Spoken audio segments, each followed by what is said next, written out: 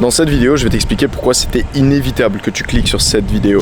Parce que toutes les actions des humains sont influencées et dans cette vidéo, je vais t'expliquer comment influencer les humains grâce à un modèle qui s'appelle le PCP modèle. Donc PCP, c'est pour perception en premier. Si tu veux influencer un humain pour faire ce que tu veux, la première chose que tu vas devoir modifier, c'est sa perception de la situation. Par exemple, quand j'avais 17 ans, j'ai arrêté les cours 6 mois avant le bac.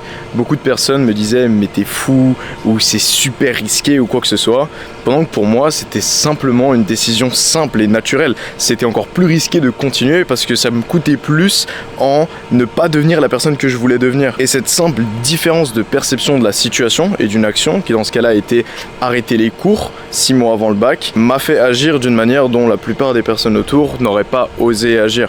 Je dis pas que c'était une bonne décision ou une mauvaise, mais j'explique comment la perception a modifié donc ma décision à ce moment-là. De la même manière, le packaging de cette vidéo a dû modifier ta perception d'une certaine manière. Soit elle avait pas beaucoup de vues et tu t'es dit qu'est-ce qu'il raconte, soit tu t'es dit j'ai envie de savoir ce qu'il a à dire, soit j'espère elle a réussi à avoir des vues et tu t'es dit comment ça se fait que je sais pas, peut-être une présentation si simple génère autant de vues, peut-être qu'il a quelque chose d'intéressant à dire. Dans tous les cas, la première étape pour influencer l'action d'une personne, ça va être de changer sa perception de la situation. La deuxième étape, le C dans PCP, c'est pour contexte. Le contexte influence dramatiquement des situations. Il y a une histoire par exemple qui est arrivée en 1923, qui est malheureusement populaire, d'un hypnotiste qui était en train de faire un show. C'est les shows qu'on fait à la télé où il y a des hypnotistes qui viennent et qui influencent et hypnotisent des personnes du public.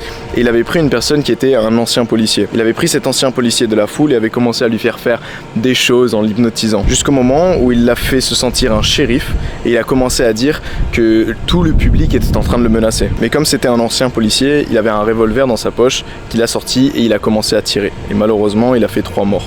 Ça montre dramatiquement comment la perception et le contexte d'une situation peuvent nous pousser à agir de manière extrême parfois. Et en modifiant donc la perception et le contexte d'une situation, on peut radicaliser des personnes même à travers un écran. On va par exemple dire que cette personne est un criminel de guerre ou ce groupe culturel sont des terroristes. Et en modifiant ces mots, on peut donc réussir à modifier la perception et le contexte du public. Parce que qu'est-ce qu'on fait aux criminels et aux terroristes? On les tue. Et le dernier pilier du PCP, c'est pour permission. Parce que quand on arrive à modifier la perception et le contexte d'une situation, on donne la permission à une personne d'agir d'une certaine manière. Par exemple, je pense pas que tu aies envie d'aller te balader tout nu dans la rue, parce que c'est socialement pas permis.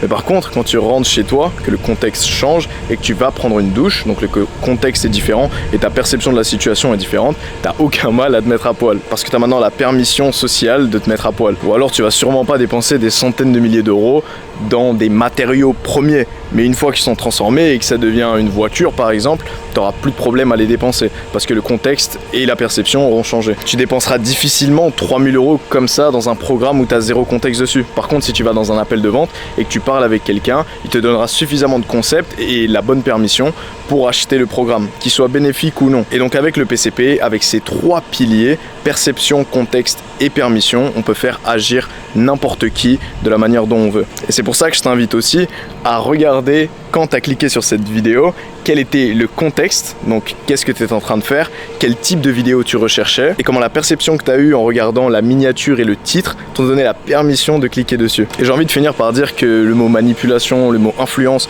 sont beaucoup de fois utilisés négativement. Mais je pense que c'est des compétences ultra importantes, de plus de nos jours où les interactions humaines vont devenir de plus en plus valorisées. Parce que comprendre comment les personnes sont influencées t'aide à comprendre comment toi tu peux potentiellement être influencé et t'aide à influencer des personnes, que ce soit en mal mais surtout en bien. Et par exemple, je pense que les plus grands héros que tu admires, tu les admires parce qu'ils ont influencé positivement beaucoup de personnes. Enfin, j'espère.